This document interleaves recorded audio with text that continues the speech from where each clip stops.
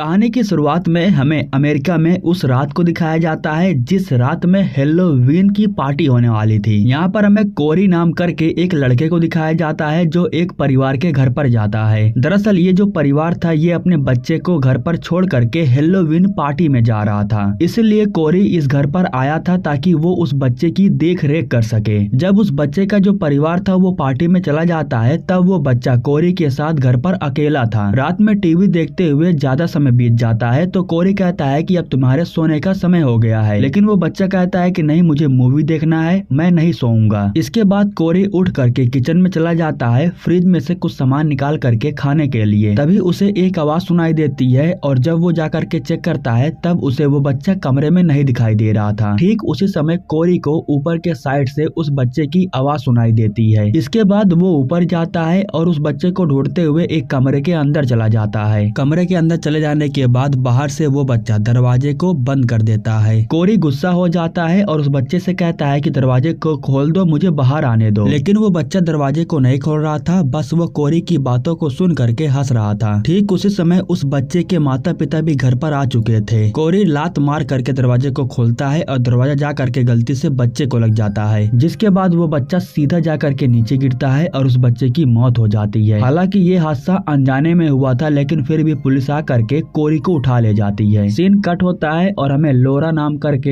एक औरत को दिखाया जाता है। ये औरत हमें बताती है कि आज से कुछ साल पहले माइकल नाम करके एक इंसान हमारे शहर में रहता था। वो एक दरिंदा था क्योंकि वो बेवजह ही हमारे लोगों को जान से मारता था। मैंने जम करके माइकल का विरोध किया और उसे पकड़वाने में पुलिस की हेल्प भी किया। पुलिस ने उसे पकड़ तो लिया था, लेकिन एक दिन जब उसका ट्रांसफर हो रहा था तब वो पुलिस के चंगुल से भाग निकलता है। तब से लेकर आज तक कुछ भी पता नहीं चल पाया है कि आखिर माइकल कहां पर गया। यहाँ हम एलिसन नाम करके एक लड़की को देखते हैं जो लोरा की बेटी है। अब कई महीनों बाद हमें कोरी को दिखाया जाता है जो एक गैराज पर काम करता है। जेल से छूटने के बाद वो अपने पिता के साथ गैराज में काम करने लगा था।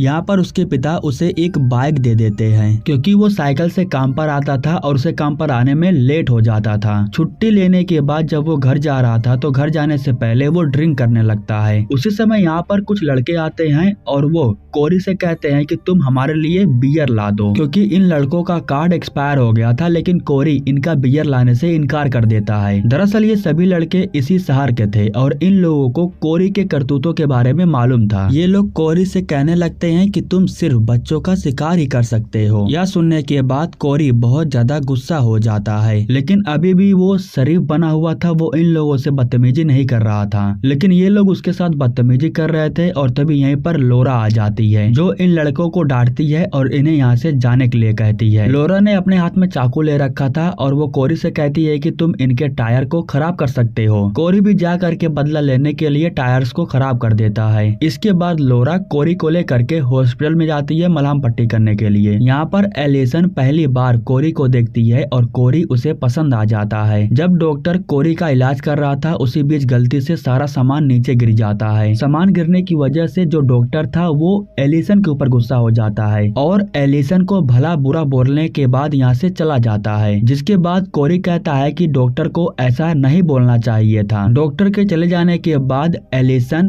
कोरी को टिटनेस का सुई लगाती है। इस तरीके से इन दोनों के बीच में बातें शुरू हो जाती है। वो कोरी को बाहर तक छोड़ने के लिए भी आती है और उससे कॉफी पर चलने के लिए भी पूछती है, लेकिन कोरी कहता है कि मुझे रात में डिनर के लिए लेट हो जाएगा, इसलिए मैं नहीं आ पाऊंगा। यह कहने के बाद कोरी यहाँ से अपने घर चला जाता है। घर जाने के बाद वो अपने माता पिता के साथ बैठ करके डिनर कर रहा था। यहाँ हमें मालूम चलता है कि उसकी जो माँ है वो कोरी को बहुत ज्यादा स्ट्रिक्ट रखती है। एलिसन की कार खराब हो गई थी, इसलिए वो अपने कार को ठीक करवाने के लिए गैराज में आ जाती है। इस दौरान जो कोरी था वो एलिसन को बाइक चलाने के लिए सिखाने लगता है। कार ठीक हो जाने के बाद रात के समय में एलिसन कोरी को अपने साथ लेकर के जाने लगती है। दरअसल वो कोरी को लेकर के एक पार्टी में जाती है। वो हादसा हो जाने के बाद कोरी घर से बाहर बहुत कम निकलता था और अपनी लाइफ को भी बहुत ही कम एंजॉय करता था। लेकिन आज भी जब वो इस पार्टी में आता है तब उसकी मुलाकात उस बच्चे की माँ से हो जाती है, जिस बच्चे को कोरी ने गलती से ही मार दिया था।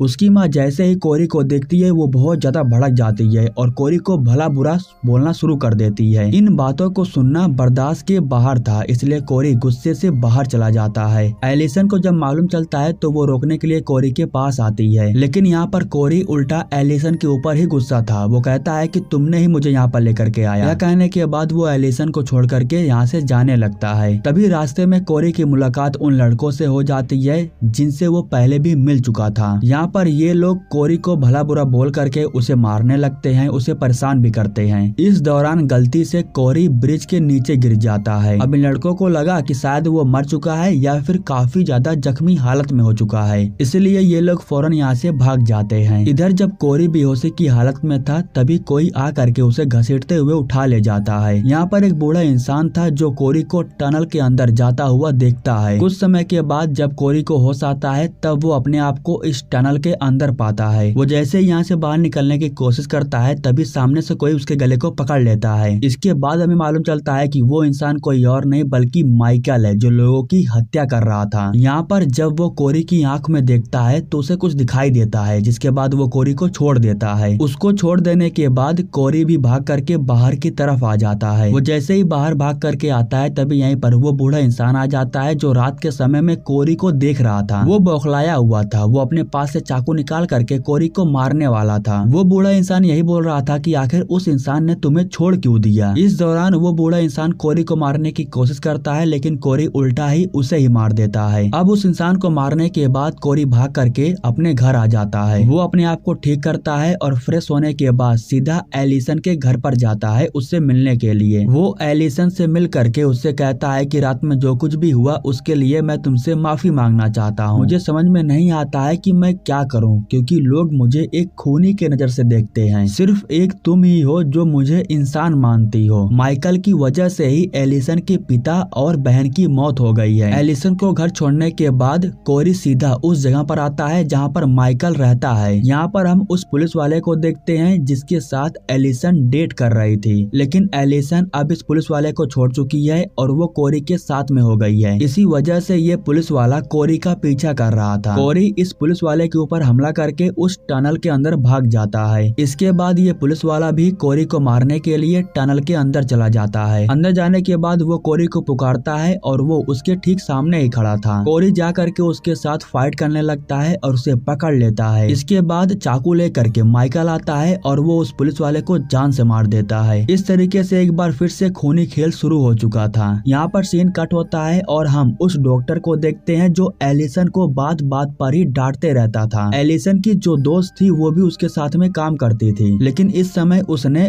डॉक्टर को फंसा कर रखा है ताकि वो उसका प्रमोशन कर सके। अब जब वो ड्रेस को एक्सचेंज करने के लिए जाती है तब डॉक्टर अकेला था। कुछ समय के बाद जब वो यहाँ पर आती है तब उसे मालूम चलता है कि डॉक्टर को कोई मार रहा है, जिसके बाद वो जोर से चिल्लाती है और भागते हुए जा करके अपने आप को एक कमरे के अंदर बंद कर लेती है। ये कोरी ही था जो डॉक्टर को मारने के बाद अब इस लड़की को मारने वाला था। इस लड़की के पास फोन था और वो पुलिस के पास फोन करने वाली थी, लेकिन इस कमरे में माइकल पहले से ही मौजूद था जो उस लड़की के पास आ करके उसे जान से मार देता है। अब कोरी को ये सब काम करने में बहुत मजा आने लगा था।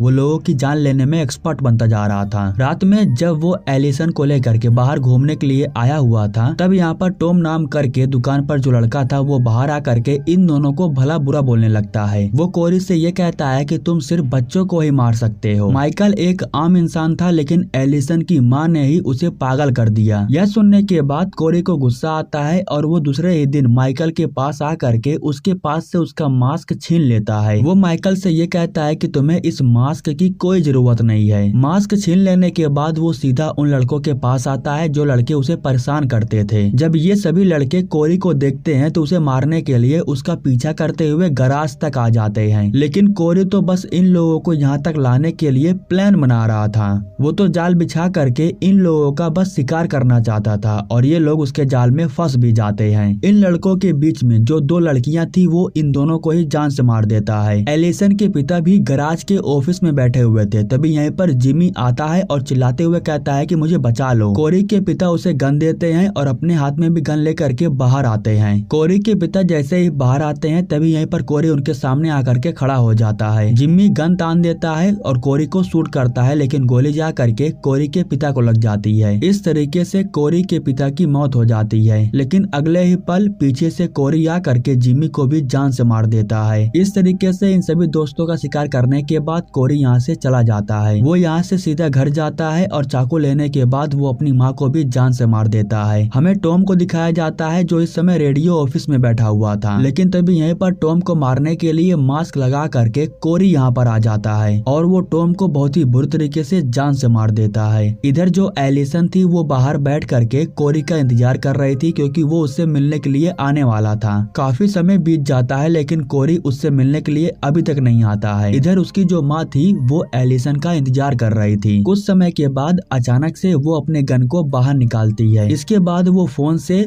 पुलिस के पास कॉल करती है और एक सुसाइड नोट लिखवाती है। दरअसल वो सुसाइड करने के लिए जा रही थी, इसलिए उसने पुलिस के पास कॉल किया था। कॉल कट हो जाने के बाद वो गन को अपने सर के ऊपर तान देती है और शूट करती है। शायद यहाँ पर कोरी पहले से ही मौजूद था और वो लोरा के ऊपर नजर रखा हुआ था, लेकिन लोरा को पहले ही इन सब के बारे में मालूम था। वो सुसाइड नहीं करने वाली थी, वो तो बस कोरी को फंसा रही थी। वो कोरी को गन से शूट कर देती है जिसकी वजह से वो जख्मी हो जाता है। ठीक उसी समय घर के बाहर एलिसन भी आकर के पहुंच जाती है, जिसके बारे में कोरी को मालूम चल जाता है और वो अपने चाकू को लेकर के अपने ही गले पर अटैक कर देता है। उसकी मौत हो जाने के बाद लोरा जा करके उसके गले में से चाकू को निकालने लगती है। इस सीन को एलिसन देख लेती है और उसे पूरा विश्वास हो जाता है कि उसकी माँ ने ही कोरी को जान से मारा है। एलिसन बहुत उदास हो जाती है और वो भाग करके बाहर आ जाती है। घर के अंदर कुछ समय के बाद माइकल के मास्क को कोई आकर के उठाता है और ये माइकल ही था जो लोरा को मार करके अपना बदला लेने के लिए आया था। कोरी अभी भी जिंदा था, लेकिन जब इसके बारे में माइकल को मालूम चलता है तो वो कोरी को जान से मार देता है। लोरा को मालूम चल गया था कि यहाँ पर माइकल आ चुका है, इसलिए वो जा करके छुप गई थी, लेकिन माइकल को मालूम चल जाता है कि लोरा किस जगह पर छुपी हुई है। जैसे ही उस तरफ जाता है तभी लोरा बाहर निकल करके उसके ऊपर हमला कर देती है। इन दोनों के बीच में लड़ाई शुरू हो जाती है और मौका देख करके लोरा एक चाकू से माइकल के हाथों पर अटैक करती है, जिसकी वजह से माइकल का हाथ अब फंस चुका था।